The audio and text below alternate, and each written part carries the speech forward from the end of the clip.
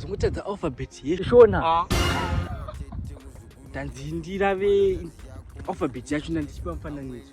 Imagine A ndarova, B ndaisa baba wangu. Iwe ukutadza alphabet yeshona.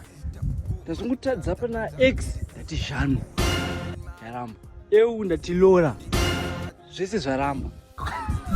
Manje ukaseka iwe kuedza kuita sei? Ndashaya basa kapa. Wakambozvina inonzi Learn Zimbabwe. Learn Zimbabwe ipeji rinodzidzisa tsika nemagariro culture yedu yemuZimbabwe isusu. Rinowanikwa paInstagram, paFacebook, all social media platforms. Iwe wakazvizisiya sei? Wangu ndakazozvira kuna titezi yangu ine mwana wavanaye vari kuchando uye ndo pandakazira ipapo anodzidzira Shona papeji iro rinonzi Learn Zimbabwe. Wo Imagine anotaura Shono yemantoro party apa asitambosvika muZimbabwe. Izvezvi vane songo iri kubuda papeji ravo rinonzi Learn Zimbabwe. Okay.